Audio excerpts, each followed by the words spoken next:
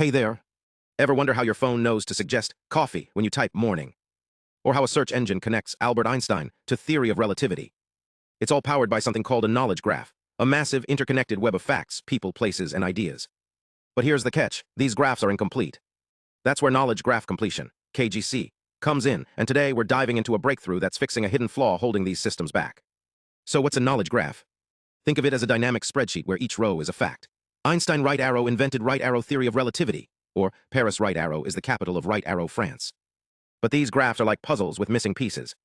KGC models try to guess the gaps, like figuring out what Einstein might also be connected to based on existing data. Here's the problem. Most KGC models use a math trick called vector embeddings. They turn entities like Einstein into number lists, then multiply them with other vectors to predict relationships. But here's the catch. The number of possible entities in a knowledge graph far exceeds the space these vectors can hold. It's like trying to fit 1,000,000 puzzle pieces into a box that only holds 100. The result?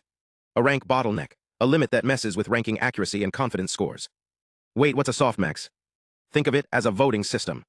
When a model guesses Einstein right arrow worked at right arrow Princeton, it gives each possible answer like MIT, Harvard, Princeton, a score. The softmax turns those scores into probabilities, like a crowd voting on the best answer. But a single softmax is like a one-person jury. It can't handle complex cases. And the results? On big datasets like biomedical graphs, KGE-MOS outperformed traditional models. It ranked answers better, matched real-world probabilities more closely, and did all this without needing huge, resource-heavy embeddings. But here's the real game changer: mathematical innovation. While KGE-MOS tackles ranking, other models like relativity and BoxE revolutionize how we represent relationships. Relativity uses complex numbers, those things from math class, to model relationships as rotations.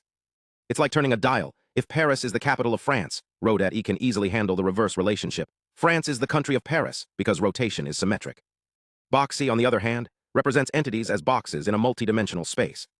This lets it capture tricky constraints, like a dog is a mammal but not a bird. The box around dog neatly excludes birds. And the maths? It's wild. Researchers proved that any knowledge graph can be represented using polynomials. Those equation curves you graph in algebra, and Vandermonde matrices, which are like special grids that solve complex equations. Think of it as drawing a smooth line through scattered stars in the sky to predict where the next one might appear.